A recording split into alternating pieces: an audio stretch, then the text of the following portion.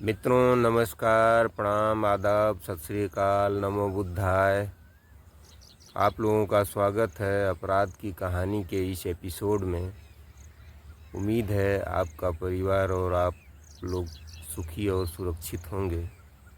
मेरी तरफ से आपको मंगल कामनाएं।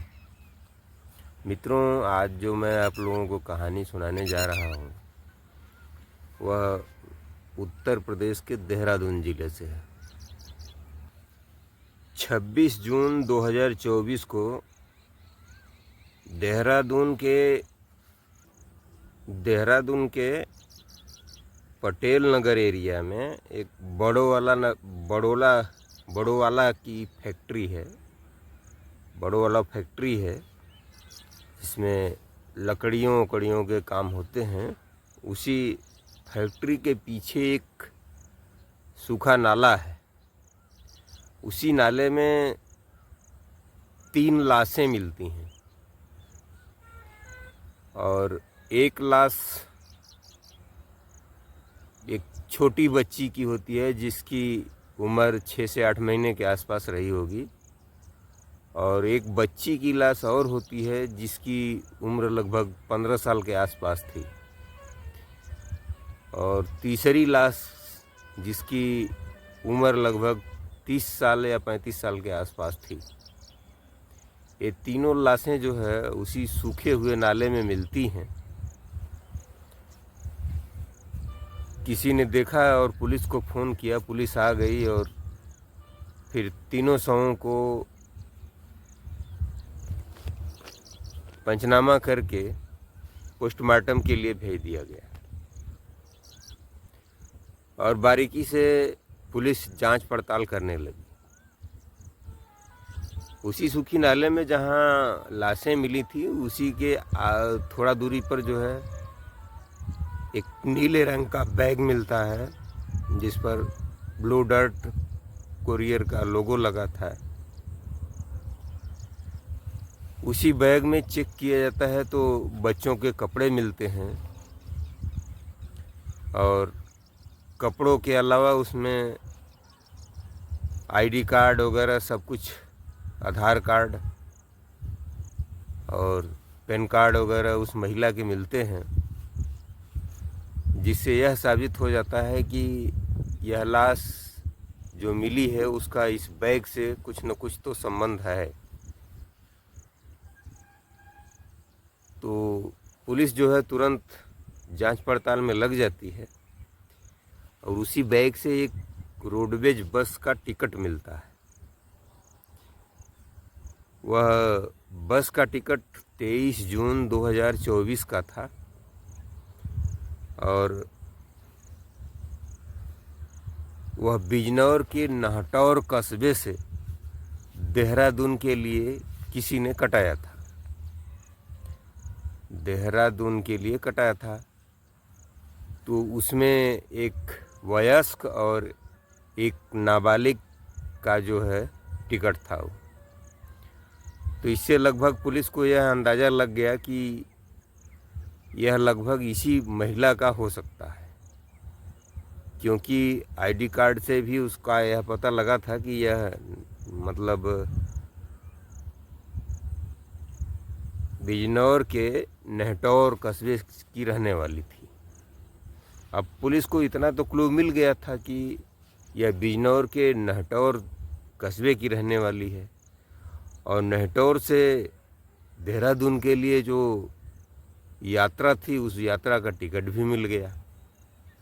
इससे ये चीज़ साफ हो गया कि वह निश्चित रूप से नाहटौर से, बिजनौर के नाहटौर से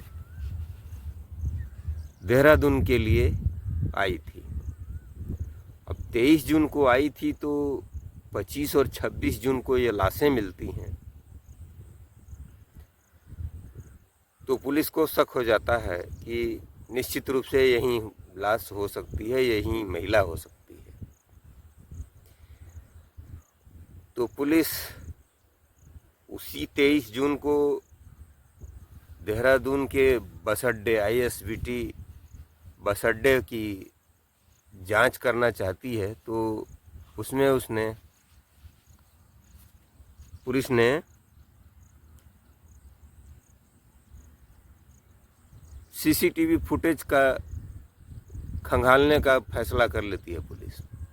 और सीसीटीवी फुटेज जब खंगालती है तो उस सीसीटीवी फुटेज खंगालने में उसको एक चौंकाने वाली बात सामने आती है कि यह महिला वास्तव में नहटौर से आने वाली बस में ज़रूर बैठी थी और यहाँ देहरादून आईएसबीटी रोडवेज स्टेशन पर उतरती भी है।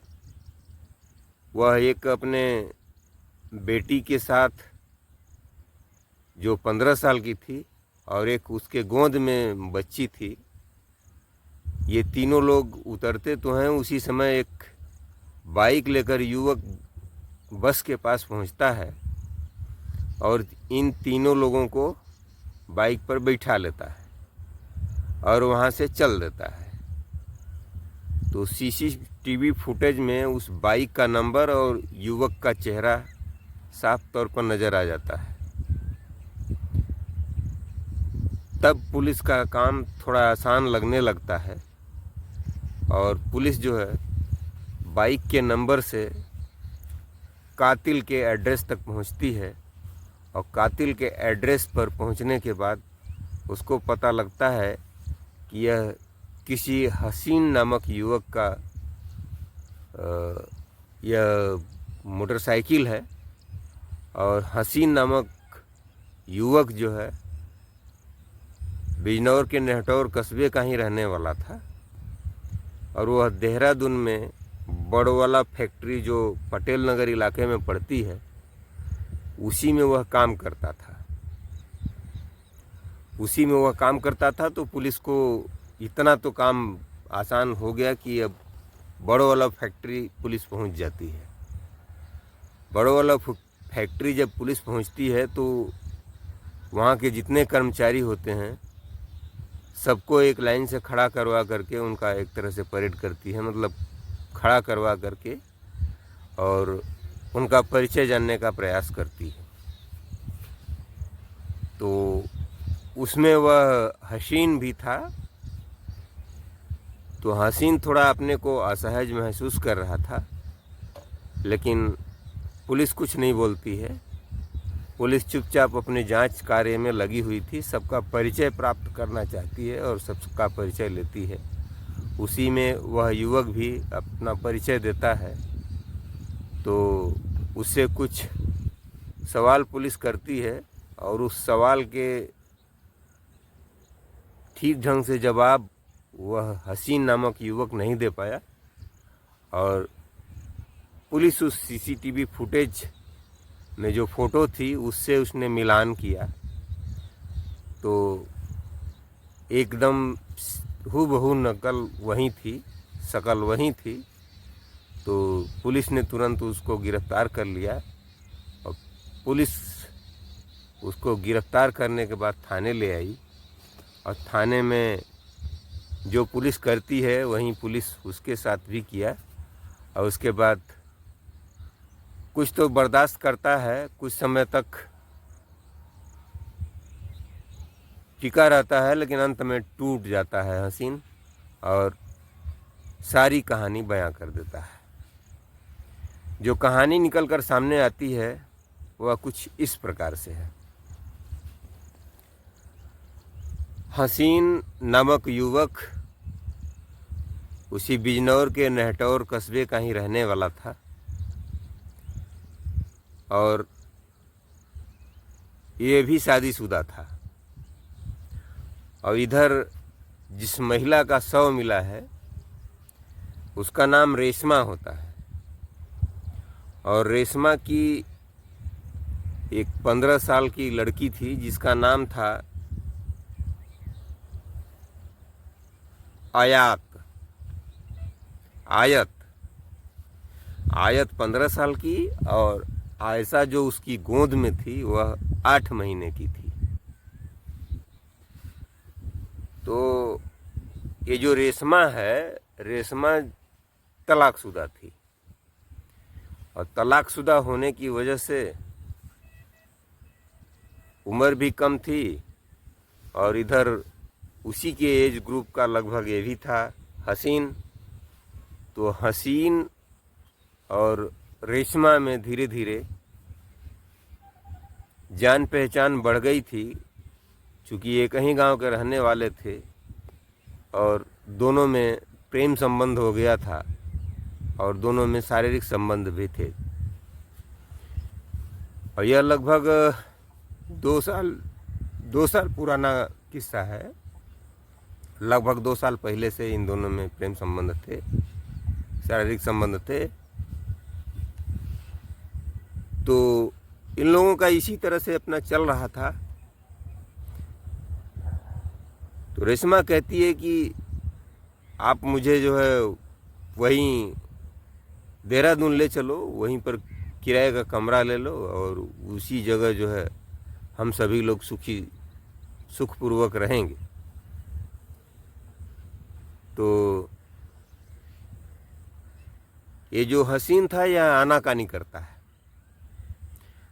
करता है कि अभी कमरे नहीं मिल रहे हैं, कमरा मिल जाता है तो मैं तुमको फ़ोन करता हूँ।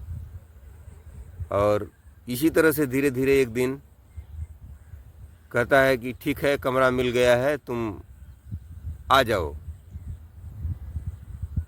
तो वह बुला लेता है और यह रेशमा जो है अपने 15 साल की आयत के साथ और 8 महीने की बच्ची आयशा के साथ देहरादून के लिए नहटौर के बस स्टेशन ISBT से रोडवेज बस से सवार होकर के देहरादून के लिए जाती है।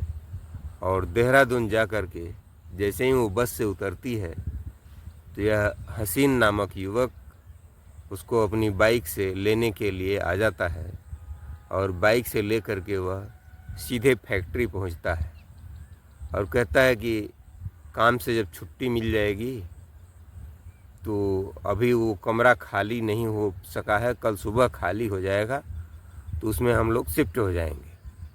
तो आज हम लोग जो है इसी फैक्ट्री में ही रुकते हैं। तो रेशमा को लेकर के वह हसीन जो है उसी बड़ोवाला की फैक्ट्री में ही रुक जाता है। वहीं पे इन लोगों को खाना वाना खिलाता है और सोने की व्यवस्था कर देता है। जब ये लोग 11-12 बजे रात के आसपास सो जाते हैं एकदम से, तो सोने के बाद हसीन को सबसे पहले रेशमा की हत्या करता है गला दबा करके।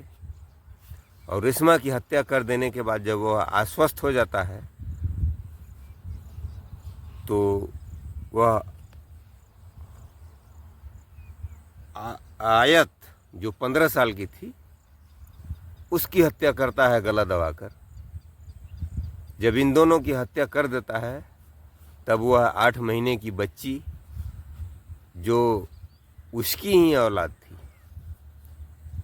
उस पर भी उसको रहम नहीं आया, उसका भी गला दबाकर इसने हत्या कर दी। और हत्या करने के बाद वहीं कुछ फोम वोम इत्यादि के जो कूड़े के ढेर पड़े हुए थे, उन्हीं कूड़े के ढेरों में तीनों लाशों को छिपा देता है। और छिपा देने के बाद फिर 1-2 दिन बाद उन लाशों को किस्तों में आगे पीछे करके उनको फोम में लपेट करके रस्सियों से बांधकर मोटरसाइकिल पर लाद कर फैक्ट्री के पीछे एक सूखे नाले में ही फेंक देता है। और फेंक देने के बाद वह आराम से फैक्ट्री में ही काम करने लगता है कि कुछ हुआ ही नहीं है, उसने कुछ किया ही नहीं है, और वह फैक्ट्री में काम पर लग जाता है। उसको यह पता नहीं था कि पुलिस हमारे तक पहुंच सकती है, मुझे पकड़ सकती है। लेकिन पुलिस उसके तक पहुंच भी गई और वह पकड़ा भी गया। और पकड़ लेने के बाद उसने जुर्म भी कबूल किया। आज वह सलाखों के पीछे है। अब देखिए क्या फैसला होता है। यह रही आज की कहानी मित्रों।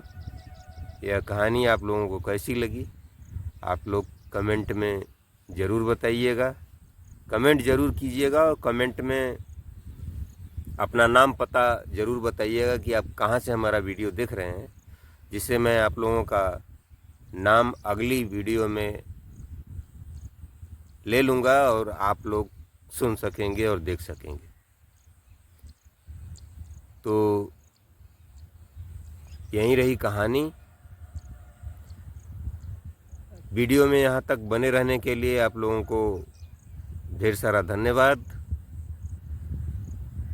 और अगर यह वीडियो आपको अच्छी लगी हो तो हमारी वीडियो को लाइक कर दीजिएगा, मेरे चैनल को स्टोरी बाई कमला प्रसाद को सब्सक्राइब कर लीजिएगा।